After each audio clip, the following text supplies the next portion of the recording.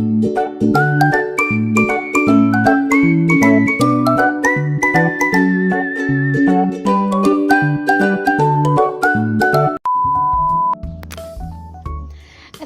gozaimasu! Luna, your pretty Bicolana! Third year public administration student of Camarines Norte State College. So for today's video, another shareable tips or experience naman to para sa inyo. So for today's, ang i-share ko sa inyo is how to look good in school.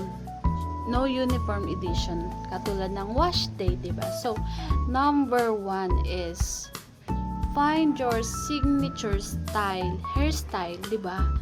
Tayo mga babae, kung saan tayo comfortable. Like, halimbawa, soft waves ba, ponytails, cute braids, and sa mga lalaki dyan, yung gupit na maayos, yung clean cut, gulit, ganyan. Low tape, fader ba yun?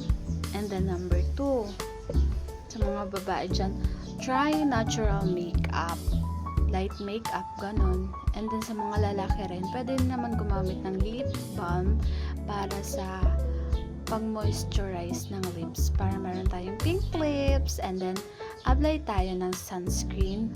Ante, sobrang init talaga, kahit lalaki kailangan mag-apply nun. Sa panahon ngayon, uso na yan.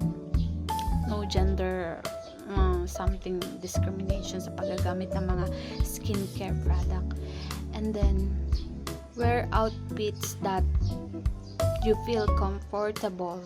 Like kung gusto mo mag-jeans ka.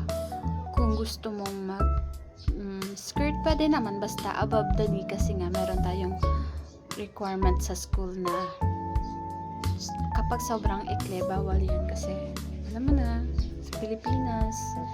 And then have a signature scent. Ante, kailangan natin ng pabango. Yes, opo, kailangan natin ng pabango para naman head turner tayo, no, sa mga dadaanan natin. Nagsasabihin nila, wow, sobrang bango.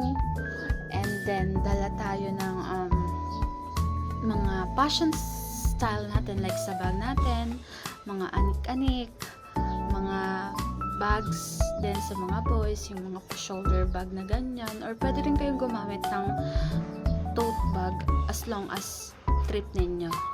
And then lastly, para tayo maging good looking sa school, kailangan stay hydrated tayo, syempre mga ante. Hindi dapat haggard, you know, yung skin natin moisturize. And then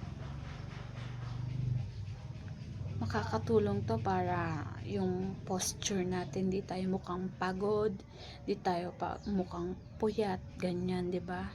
Kailangan natin ng konting papitek para mapansin, di ba?